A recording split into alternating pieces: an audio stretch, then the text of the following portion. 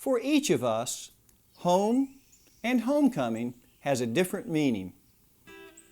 Home can be a big city or a small town. Home for some is a very big house. For others, something very modest. Home is family and food. For many of us, homecoming means a sporting event, the homecoming football or basketball game. For each of us who spends a great deal of time out of doors, the concepts of home and homecoming can have an entirely different meaning. North Carolina's diverse geography, temperature conditions, and habitats make us home at least part of the year to literally hundreds of different creatures. Wherever you live in our state, there is a wild homecoming near you. On past episodes of Exploring North Carolina, you've seen ruby-throated hummingbirds that call North Carolina home in the summer. These tiny, exquisite creatures build their nest and raise their young in your neighborhood. They winter in Central and South America, but return year after year to their North Carolina home. For other hummingbirds, like the elegant rufous, that raise their young in the northern Rockies, North Carolina is their winter home and playground.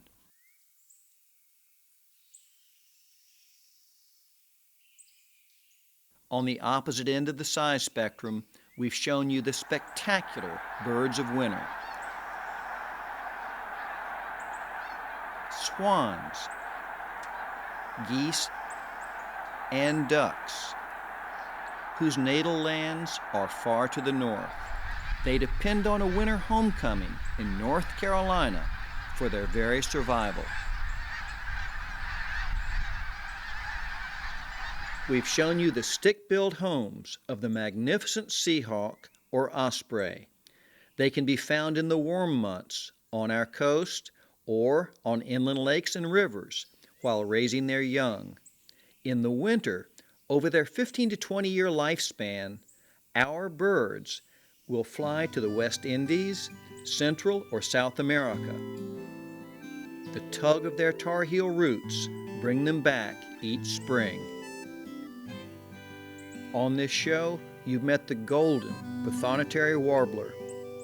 They may winter far to the south, but North Carolina has critical habitat, which is their nursery and summer home. Today, we want to introduce you to other creatures that call North Carolina home. Some have stories that stagger the imagination. The chimney swift is a case in point. In September, an hour before sunset, look up in the sky over your city and chances are you'll see chimney swifts, part of a family of very fast, high flyers. For their complete story in North Carolina, I went to John Connors, a swift aficionado, at the North Carolina Museum of Natural Sciences. I asked John why they are called chimney swifts. What's really remarkable about chimney swift, if we went back in history and really examined what they should have been named, perhaps, it would have been large hollow tree swift. This was a bird historically that nested and roosted, stayed inside large hollow trees. But when European settlers came here and started removing those trees, the birds had to adapt or go extinct. And what they ended up doing was switching to chimneys. And we have records for this bird as early as the late 1600s, beginning to nest in chimneys of human dwellings, the settlers. Over time, nearly all the hollow trees, large hollow trees, were removed, and this bird is now totally dependent on chimneys at our human dwellings. So they are really now a chimney swift and are totally dependent on us for their homecoming. I asked John where they come from and where they nest. The chimney swift is a migratory species, and they've been spending the winter in South America. In April or May, they arrive in Eastern America, and after they arrive, they quickly look for places to nest. They'll choose nest sites, houses that have a big open chimney, can be in older neighborhoods or even new subdivisions. As long as the chimney is open, it's usually one pair per chimney. Sometimes they'll have a helper at the nest, a bird that was raised the year before, but generally it's one nest per chimney. Exploring North Carolina went up a Raleigh chimney to see an intricate stick nest plastered to the chimney wall.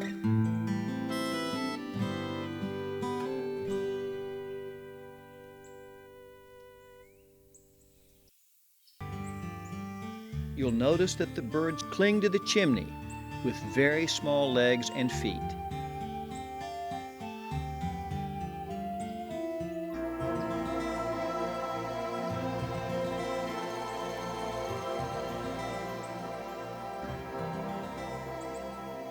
Swifts are in the family Apodidae, and the names Apodidae suggest that they have no feet. Well, of course that can't be true. They do have feet, but it does describe that their feet really don't do much for them. They're designed maybe to cling, but that's about it. Instead, what swifts have are wings that are strong and can fly. They are masters of the air. And a chimney swift, when it takes flight in the morning, it doesn't stop flying all day long. 10 to 14 hours a day, 30 to 60 miles an hour. The humerus, the bone in the upper arm, is short and stout, really specialized for this bird, giving them strength, although the wings are rather rigid, but they can fly effortlessly all day long. If a swift flies all day, how can it build its nest and carry on a courtship? So we've mentioned that swifts are nesting inside chimneys. How do they do it? How do they fix a nest inside a chimney? Well, I've seen them do this. They actually fly out, find a tree that has a dead branch in it, and they fly through the middle of the dead branch and break off twigs with their beak, maybe with their feet. Well, they fly back with that twig in their beak, but while flying, they roll it around inside their mouth. In the spring, during nesting season, swifts have enlarged glands in their throat that actually produce very sticky saliva. And so literally, these little twigs are enclosed in swift spit, if you will, and when they get back in the chimney, they just stick those on the inside of the chimney and form a little nest. So here's a bird that flies all day long. That means that everything it does, once it takes flight, it has to do while flying. It feeds in the air, catching insects while it flies. It collects nesting material when it wants to nest, breaking twigs off trees while flying. It even mates in the air. It's just a remarkable adaptation that this bird has. Now, it may surprise you that swifts are not really related to birds like swallows and purple martins, species of which they often associate. You see them catching insects together.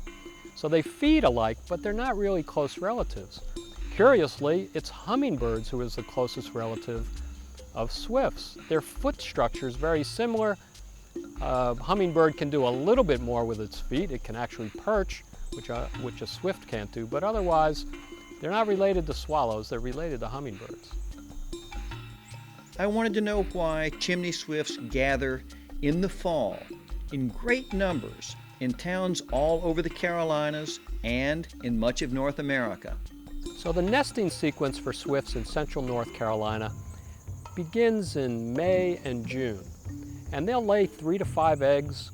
It may take up to 3 weeks to hatch those eggs, and then another month, which is a rather long time for a small bird, to actually raise the young to where they can fly.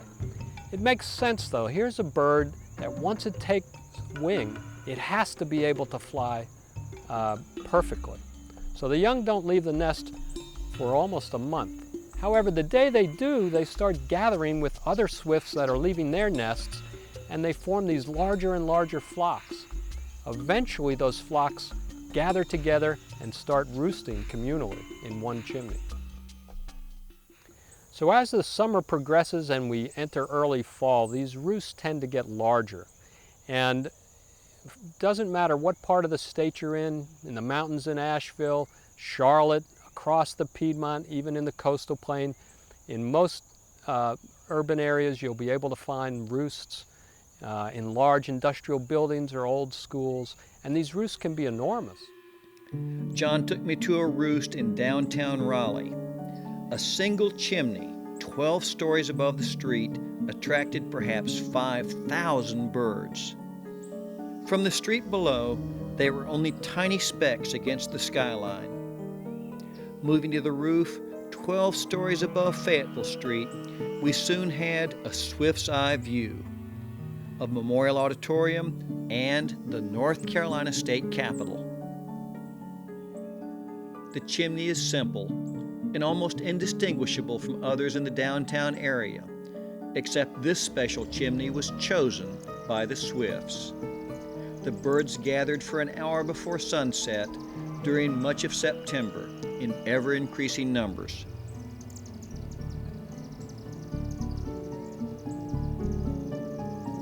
Just before dark, the swarm of swifts form a tornado before they plunge down the chimney.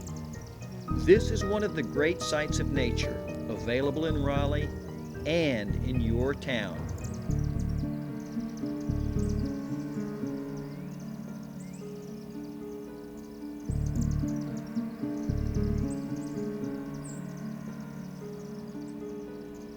John Connors found a poem by the writer John Burroughs that fits the moment perfectly. After a great many feints and playful approaches, a stream of them, as if drawn by some power of suction, would pour into the opening. Then, as if the spirit of frolic had again got the upper hand of them, the ring would rise and the chippering and circling would go on. In a minute or two, the same maneuver would be repeated, the chimney, as it were, taking its swallows at intervals to prevent choking. It usually took a half hour or more for the birds to disappear down the chimney's capacious throat. John explained how 5,000 birds fit into a single chimney. How do they do it? They cannot, their feet are not designed to actually grab and perch on a twig, so instead they're designed to cling. So on the interior wall of the chimney, they literally cling with their long claws of their feet and hang on. So they have a second adaptation.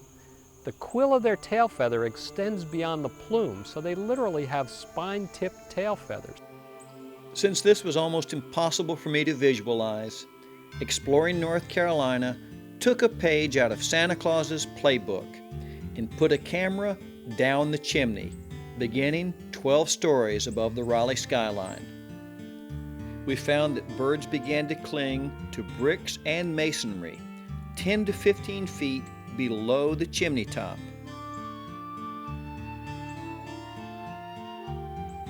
In this large roost, swifts could be seen 30 feet down inside the chimney. In the morning, they stream out for another day of all-day flying. When conditions are right in late September, they leave all together on their annual southern migration. But where do they go? John Connors answered my question. In 1934, a large research project was started, mostly by volunteers, much of it done in the southeast, where these people were catching chimney swifts in the chimneys, emerging in the morning in large cages and banding them. Ben Coffey in Memphis, Tennessee was one of the main people. He personally banded 105,000 chimney swifts. Over the 20 years, 550,000 were banded. Sometimes they'd catch the same bird back in the same chimney year after year, but we still didn't know where they were going. The mystery of the swifts' migration was finally solved in 1944, and it's a rather remarkable story. Some Indians in the Amazon basin of Peru came to their Jesuit missionary, and they brought to him 13 U.S. Fish and Wildlife Service bands. They'd actually collected these bands while smoking a large flock of birds out of a giant hollow tree in the Amazon jungle. They wanted to eat these birds, and they found 13 of them with bands on them. They've never seen anything like that, and they didn't know what to do. Turns out these were some of the birds that had been banded in eastern North America. 5 of them were actually Ben Coffey's birds, banded in Memphis, Tennessee. Now that you know their story, perhaps you too will be part of the welcoming party when North Carolina's chimney swifts come home. John Connors said that the chimney swift is often confused with barn swallows and purple martins. The barn swallow is a beautiful bird that builds mud nests under bridges, in warehouses, and in barns. If you think the swift has a long trip to eastern Peru, consider the barn swallow, which winters at the southern tip of Argentina before returning to its North Carolina home to raise its young in the summer. One of the most recognizable birds to many North Carolinians is the purple martin. Many of us put up gourds and bird condos to attract them to our neighborhoods. Tim Francis of Wake County is a purple martin expert who fell in love with these birds many years ago on a baseball field. I got interested in purple martins about 20 years ago when I was umpiring baseball and in Virginia, and I just saw these birds flying in and out of this nest. Now just imagine a baseball field with all of these people there, kids running around, balls being hit everywhere, but they're in the nest flying around, and I just got totally hooked on them. As a matter of fact, I've lost a lot of pitches that way because I was looking at the martin, not at the pitcher. But I got involved that way. I just all of a sudden got hooked. I just got hooked, and when I started to read about them, how fascinating they were, how people friendly they were, I said, I want to get involved with these, because just because they were there, they're not afraid, they're people friendly, and they're fun. Tim confirmed how useful these birds are in controlling insects, but also destroyed a myth long held by many of us. Purple martins are high-flying birds. They eat insects such as cicadas, dragonflies, and horseflies. They control the population there. And as a lot of people are misinformed, they do not eat mosquitoes. I checked with several other experts who confirmed that mosquitoes are not generally eaten by purple martins. The mosquito-free diet does not diminish Tim's enthusiasm for these birds. Tim maintains houses for them, bans them, and participates in long-term studies. The migration of the purple martin is just fascinating. They come here every year on my sites, come at March 5th, March 8th, March 7th, and the 11th. I don't know why it's March, but they come from Brazil, and they migrate from Brazil to Raleigh to have babies, just to have babies. And the most fascinating thing about it is we can't even drive around 440 without getting lost, the inner belt and the outer belt. How do they come from Brazil to this location? I have no idea, but they do. Since my own purple martin houses are often rejected by the birds, I sought advice on the correct location and style of martin house. Many people want to attract purple martins, and I did myself. The biggest obstacle that people have is they have too many trees. You need to have an open area. That's number one, open area. The second thing is you need to have your house, place it near your home. Don't place it out in a pasture far away, near your house, because other birds like starlings, rat snakes, black snakes, those are predators. And if they're out in the field and you're not checking it, they're going to get into the nest and kill them. The third thing is, in a field or somewhere, you're going to find a lot of insects, and they love that. So you got your placement of your house, you've got the area to go on, and a place that they can feed. Housing is the most important and probably the biggest thing that's going to attract your martins. You need to have housing that is large enough and housing that's safe enough. I found that when I had the smaller houses, by that I mean the 6 by 6 cavity, that's tight quarters, very tight quarters. We had 6 birds in one 6-inch box. It's tight. So what you want to get is, I like gourds. There's no contention. A pair gets right at that one gourd. They don't have to worry about anybody else getting it. But the size of the gourd is really the key. There's a lot of air moving. It's a lot of fresh air coming in there rather than the small box. Over the boxes, like we see back here, those are good nests. But I will tell you, they will fill up the gourd before they go to the metal house. Metal houses are good. They'll go into them, but I would recommend you get gourds. If you think that the roosting behavior of chimney swifts is impressive, wait till you hear about purple martin roost. One of the phenomena that the purple martin does every year is after they fledge, after they've matured here, they take and go to a roost. And a roost is a congregation of purple martins from a lot of areas. Now, I have no idea where they come from, but they come from Virginia. They're probably coming from New Jersey, and they come down and they roost. And what they do is they feed for a while because they're going somewhere else. And it's this migratory retreat back to Brazil. Mans Harbor in North Carolina, we have probably the biggest roost. We have an opportunity here to see something that many people never see, a roost out there on the Mans Harbor Bridge. They line up on the I-beams. They have hundreds of thousands of them, and every evening they come in and you can watch them fill up those I-beams. It'll start with the green, the color of it, and you can see it turn black as they come in. It's the most, for me, the greatest thing to watch these birds come in. During the first week in August, Exploring North Carolina took its cameras to the old Mans Harbor Bridge, which connects the mainland to Roanoke Island. We were unprepared for what we saw. Purple martins by the tens of thousands.